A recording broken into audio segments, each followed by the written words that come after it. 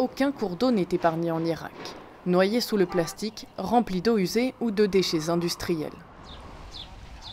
Le Wadi al-Naft passe au nord de la ville de Kirkouk. Son nom, la vallée du pétrole, est sans équivoque. Ici s'écoulent les rejets de la compagnie pétrolière publique, North Oil. C'est un mélange de déchets industriels et médicaux. Nous faisons des prélèvements dans les couches supérieures et nous vérifions le niveau de pétrole et de graisse. Selon la loi, l'eau ne devrait pas contenir plus de 10 mg par litre. Si nous en trouvons plus, des procédures légales seront engagées.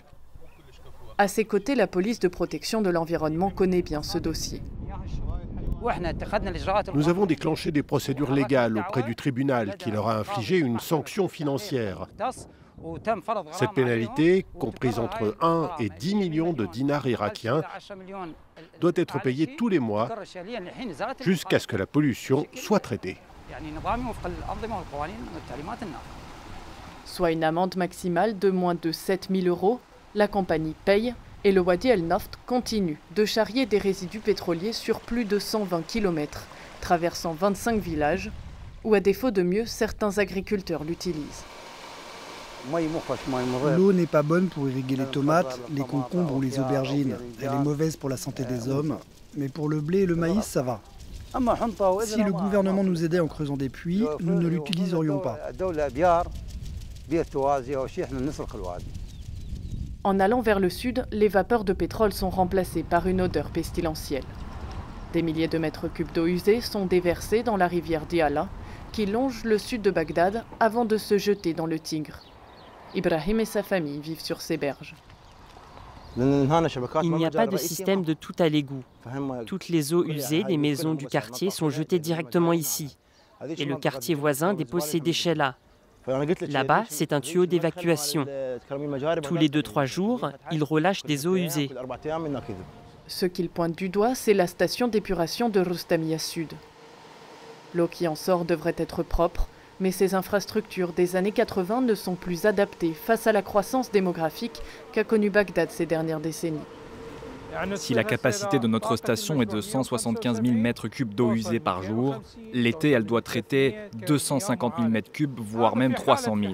Et si la quantité d'eau dépasse les capacités de la station, il y a des débordements, environ 20 à 30% en trop.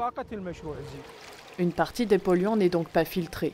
Des investissements internationaux sont promis pour améliorer la situation, mais la population s'impatiente. Tous ces enfants souffrent d'allergies et d'asthme. Celle-ci a un problème de cœur. Et mon fils a une méningite. Et celui-ci fait de l'asthme à cause des vapeurs dégagées qu'il respire. Ces risques sanitaires sont sous surveillance dans le sud irakien. Les eaux du Tigre et de l'Euphrate s'y rejoignent pour former le Shatt al-Arab, charriant avec elles polluants et bactéries. Le Shatt al-Arab devient une décharge qui collecte tous les déchets, les drainages agricoles du nord de l'Irak et même de la Turquie. Nous avons des maladies qui se diffusent, comme les coliques et le choléra. Ce laboratoire teste régulièrement la composition chimique du fleuve, les taux de métaux lourds ou de pétrole dans l'eau et sa composition biologique en cas d'alerte sanitaire. Nous vérifions principalement la présence de la bactérie Escherichia coli, qui est une preuve de pollution. Elle indique si ce n'est plus possible pour les humains d'utiliser l'eau pour nettoyer ou se laver, car c'est dangereux pour la santé. Dans les maisons du centre-ville, les habitants ne prennent déjà aucun risque. L'eau pompée dans le Shatt al-Arab arrivant chez eux devrait pourtant être traitée. Je dois acheter de l'eau et des bouteilles. Nous, les adultes, nous nous douchons en utilisant l'eau du robinet, mais pas les enfants, parce qu'on a peur pour leur santé. Les autorités irakiennes ont refusé de laisser notre caméra entrer dans les hôpitaux pour évoquer les conséquences sur la santé. Face aux risques sanitaires, le directorat des maladies infectieuses affirme être en alerte constante pour anticiper d'éventuelles épidémies. Quand le niveau des cours d'eau est haut, cela permet une dilution des composants polluants. Mais quand les niveaux baissent, cela entraîne une augmentation de la concentration de la pollution. Et une de ces sources de contamination peut amener le choléra. Les Nations Unies estiment que l'Irak perdra 20% de son eau d'ici 2025, augmentant considérablement les risques liés à la pollution. Malgré ces prédictions et les mesures légales prises contre les pollueurs, les entreprises privées comme publiques continuent de faire la sourde oreille.